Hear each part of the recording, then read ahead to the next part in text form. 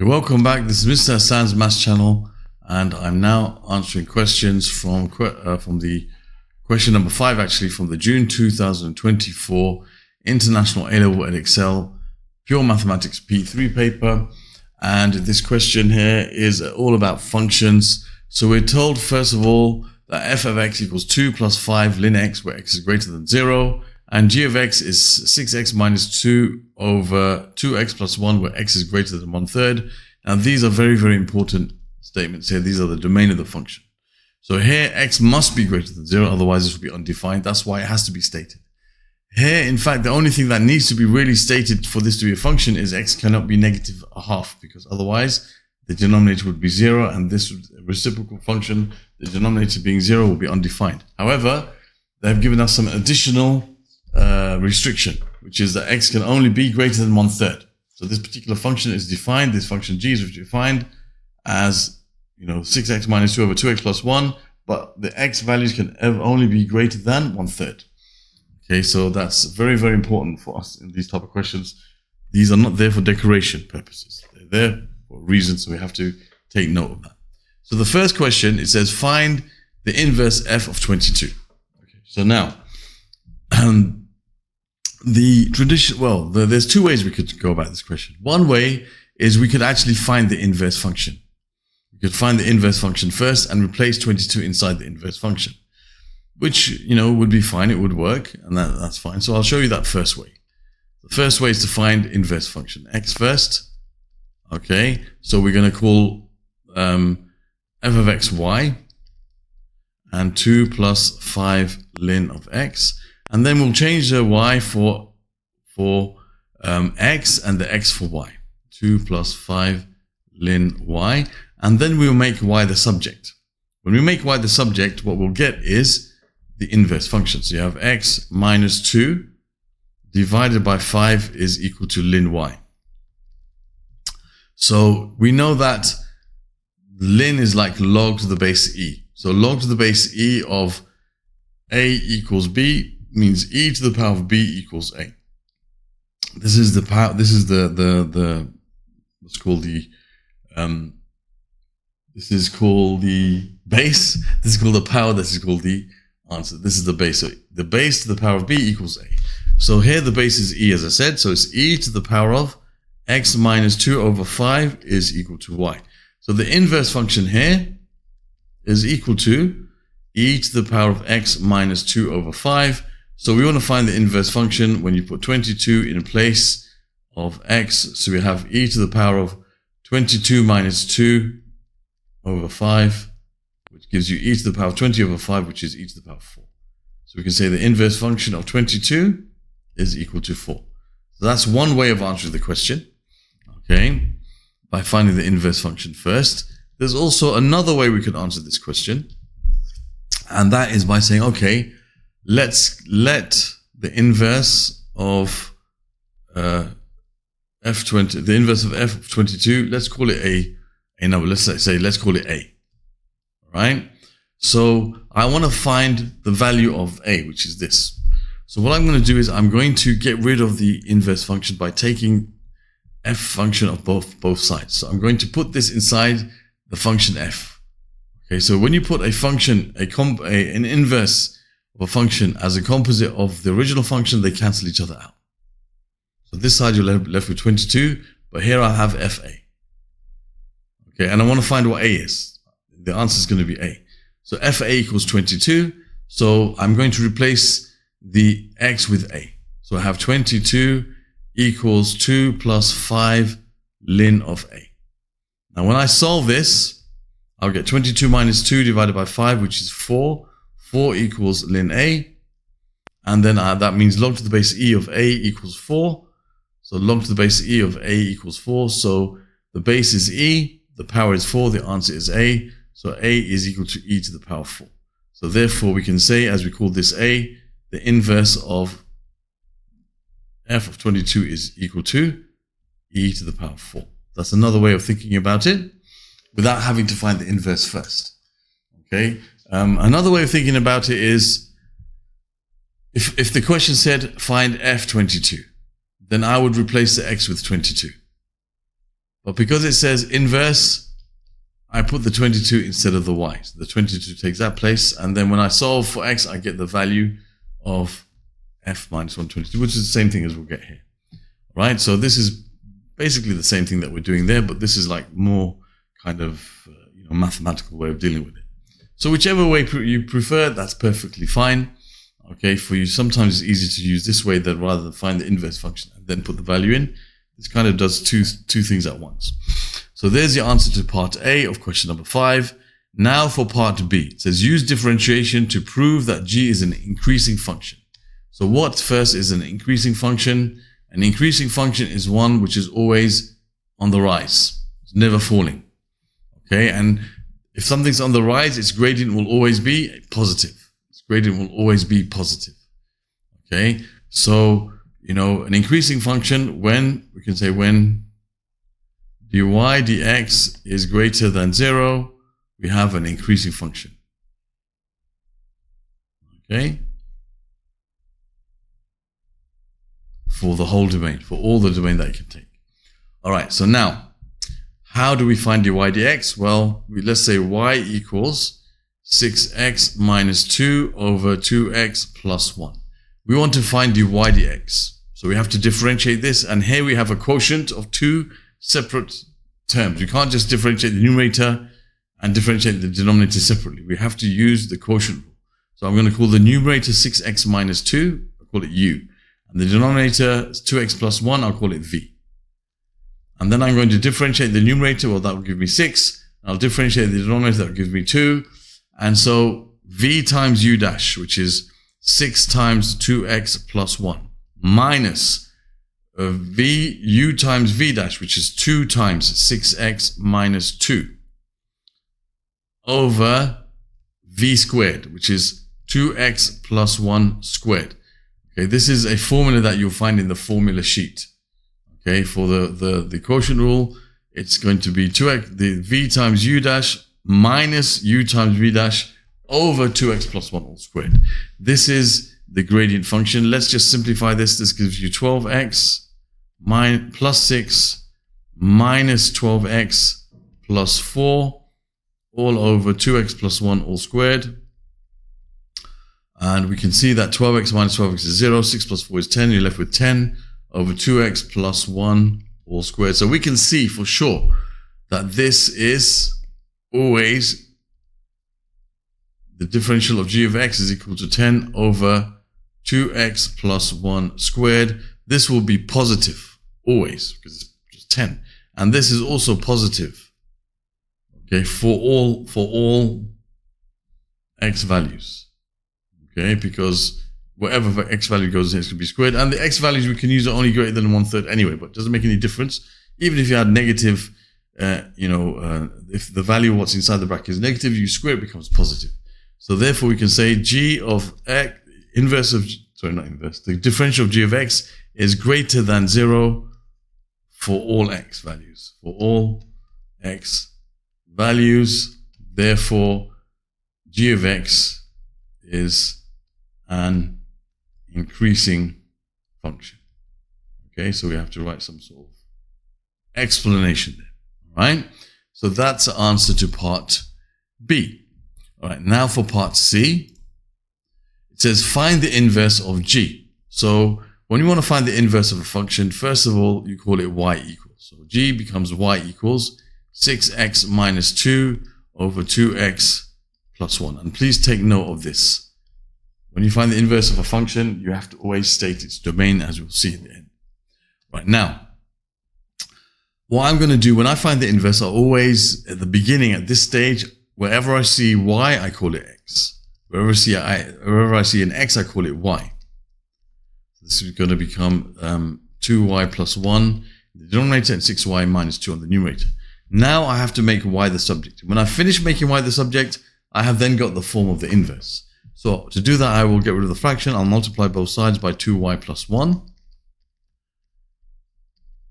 So that gives me 2xy plus x equals 6y minus 2. And then I will take out, bring the x's on one side and the y's on one side. Now, if I make the y's on this side will look a bit weird because it'll be minus and minus. Let me call this side for the y's. So 6y minus 2xy. And this side for the x's, there'll be x plus 2. Just to make it look neater in the end. And then I can take out the y as common here. So I have y times 6 minus 2x. And then x plus 2. So now I can say y is equal to x plus 2 over 6 minus 2x. So therefore we can say the inverse function is equal to x plus 2 over 6 minus 2x. But we have to state the domain. We have to state the domain. Okay, it's very, very important because whenever you find the inverse function, okay, even if it doesn't tell you to find the domain, by default you have to state its domain, especially when the original function had some restriction on its domain. Okay, so we have to state the domain. How do we find the domain of this function? Okay, the best way to think about the domain of a function is by thinking about what it looks like. And some of you might think, oh, sketching this is going to be a lot of hassle. In fact, it's not really that much hassle, as I'll show you. Okay, now the standard way of doing this is to basically split this up into, this is right now an improper fraction because both the numerator and the denominator have the same order. So we could use long division, or we could use replacing or rewriting the numerator in the denominator. Okay, we could use a variety of methods of writing this as a mixed number. Okay, or we can go straight ahead and do it in a certain other way, which I'll show you. I'll show you all three ways. So first of all, if we, for example, use long division, we have 2x plus 1 going into 6x minus 2. So 2x into 6x goes 3 times. 3 times 2x is 6x. 3 times 1 is plus 3. When you subtract these, you end up with 0 and minus 5. So that's your remainder. There's nothing left to bring down. So basically, this becomes 3 as your quotient, and you have minus 5 over 2x plus 1. Okay, 3 minus 5 over 2x plus 1. Okay, and that's that's minus 2. Yeah, that's right, minus 5. Sorry, that's correct. Okay, so that's one way of doing it. Another way of doing it is by rewriting the numerator. Okay, and that's by saying, okay, I've got the denominator as 2x plus 1. I'm going to rewrite that in the numerator as 2x plus 1. I'm going to think, what do I have to do to end up with 6x minus 2? Well, to get the 6x, I have to multiply by 3. And that's going to give me 6x plus 3. I want to end up with minus 2, so I've got to take away 5. Okay, 6x plus 3 minus 5 is going to give me 6x minus 2. So this and that are the same. Okay, and now I can split this into two separate fractions. One of them is 3 times 2x plus 1 over 2x plus 1. And the other one is minus 5 over 2x plus 1. Those cancel out, so we're left with 3 minus 5 over 2x plus 1. That's another way of doing that. Right? I'm going to just get rid of that now so we can have space here. All right? But once you've got used to it, okay, what you realize is that this divided by that will always give you the quotient. So 6x divided by 2x is always 3. And if you were to sketch this graph, this is the horizontal asymptote, y equals 3. The horizontal asymptote is y equals 3. Okay? And the vertical asymptote, if we were to leave it unrestricted for now, just, the vertical asymptote would be x equals minus a half. So if you were to actually make a sketch of this graph, okay, and picture it, it would look something like this. Without any restriction first, just to show you what it looks like without any restriction. Okay, so we'll have an asymptote. Let me just use that. That would be x equals minus a half, and that would be y equals 3. Okay, so that's y equals 3, and that's x equals negative a half. So normally the graph would be in these two sections. Because it's negative, it's going to be these two sections. And we can check when x is 0, y is minus 2. So it's going to go through minus 2. And when y is 0, you have 6x minus 2. If you put y equals 0, 6x minus 2 is 0, so x is equal to 1/3. 6x minus 2 is equal to 0, so x is equal to 2 over 6, which is 1/3. So we can see it goes through these 2 points here. Okay, so it's going to look something like this. It's going to have a section on this side here going up forever there. It's going to have a section here That's an asymptote. That's an asymptote. Okay. So our graph actually it only starts from x is greater than 1/3. Let me just make that neat. It only starts from x is greater than 1/3. So its domain is only from here onwards. So I can put an open circle here and I can get rid of anything before it. Anything before this, I get rid of. So all of this doesn't exist. Why? Because our graph only starts from here. So we can see that the range of our original function, only is between 0 and 3. Okay, the range of our original function is only between 0 and 3. It doesn't exist anywhere else because of its restrictions. Okay, so we can say the range of this function is x values between 0 and 3, and we know that the range of the original function is the same as the domain of the inverse function. So the domain of the inverse function will be y values between 0 and 3. That's the domain of the inverse function, and that must be stated when you find the inverse. A lot of students will stop here and they will not write the domain of the inverse function. Now you must state it, especially when the original function has got some restriction like this. You must state the domain of the inverse function. So remember, finding the domain of the original function will help you find the range of the inverse of the original function. Finding the range of the original function is finding the domain of the inverse function.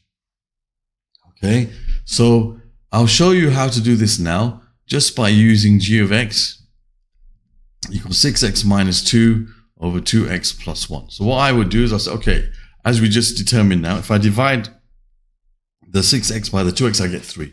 So the leading coefficient, meaning the one that's multiplying the highest power, you divide them, you get basically the horizontal asymptote, okay, which is y equals 3. 6 divided by 2 is 3. Okay, so you know that there's going to be asymptote here. And we can see the vertical asymptote is going to be when the denominator is 0, so when x is minus a half. Okay, x is minus a half. What did I put x minus 2 there? Minus a half. Okay, and we can also see that when it crosses the x-axis is when y equals 0. So when it crosses the x-axis, it crosses the y-axis when x equals 0, that's going to be at minus 2. So that's where we originally wrote crossing the y-axis. Okay, and it crosses the x-axis when y equals 0. So when 6x minus 2 equals 0, because when you cross multiply, that becomes 0. So 6x equals 2, x equals a third. So we can see that it crosses like this. So we know it goes on this side just by the fact that it crosses at these two places. Right, so we know it crosses those two places, and then also therefore it exists over there. But then when we look at our domain of the original function, we get rid of anything before that, and we have drawn the graph. So there's various ways we can picture what this looks like. Okay, there are other ways you could try to figure out what the domain of the function is. You could look at this and try to figure it out, that that like for example the range of this. Okay, you could think of the x can only be greater than 1/3, so you could try to figure out what the values are. But I think by sketching, it really makes life a lot easier. So you have to be comfortable with sketching these type of graphs, and it really doesn't take that long once you get used to it. Okay, you don't really need to do all of this stuff. You can do it in the way that I just mentioned. Anyway, so that's part C done. Now for part D. It says find the range of f of g. So basically, this is the range of a composite function. So what we have to understand is that when you find f of g of x, that x goes into g. Okay, and then the next thing that happens is g of x goes into function f. So we can say that the output of g of x is the input of f. Okay, so what is the output of g of x? What comes out of g of x? Okay, so let's look at the range of g of x. Okay, we just found it. Okay, the output of g of x, okay, its output is y values between 0 and 3. That's the output of g of x. So that is the input of f of x. So let's look at f of x and let's think about what it looks like. So we should be comfortable with knowing what the graphs of these functions look like. So this is graph of the ln of x, the ln of x type of graph. So the basic function ln of x looks something like this. Okay, it doesn't have any zero value, it doesn't have any negative value, and it crosses the x-axis at 1, 0. Now this is just a transformation of this. So it's stretched by a factor of 5. Okay, so this will stay the same, it just gets a bit more elongated, so we don't have to really show that. And then it is shifted up by 2 units. So the whole thing just shifts up by 2 units, so it goes something like this. Let me get rid of that. It goes something like this. It's lifted up by 2 units. Okay, so it looks something like this. Right? Now, we know here that the input of this graph, okay, the input of f is going to be the values of x between 0 and 3. Why? Because what comes out of gx goes into f of x. So what comes out of g of x is y values between 0 and 3. That's the output of g of x. So the input of f of x is going to be values of x between 0 and 3. Now, if it's greater than 0, then it's going to go down to negative infinity. Right? So we know that it's going to be, something which goes to negative infinity, because the range of this function goes down. It's going to get closer and closer to 0, never reach it. So it's on this side, on the range of the f of g of x, it's going to be down to negative infinity, but the x value you can put in stops at 3. So we got to see how high it can go if we stop at 3. We've got to get rid of anything greater than that. So it's going to be basically, the range is going to be all values of y which are less than this y value all the way down to negative infinity. Okay, so it's going to be basically open circle. It's going to be this and less. So what is this value? When x equals 3, okay, we can say f of 3 is going to be 2 plus 5 ln 3. So we can therefore say this is the point here, 2 plus 5 ln 3 in the graph of y equals f of x. So therefore, f of g of x, the range is going to be as follows. It's going to be y is less than 2 plus 5 ln 3. From negative infinity to there, so it's all the values of y less than 2 plus 5 ln 3. So that is the range of the inverse of the composite function f of g of x. So this is a very important question actually. A lot of students have problems with it, but it's not that difficult. So you think about what is the output of g of x, which what we did in the previous question helps us with this, of course.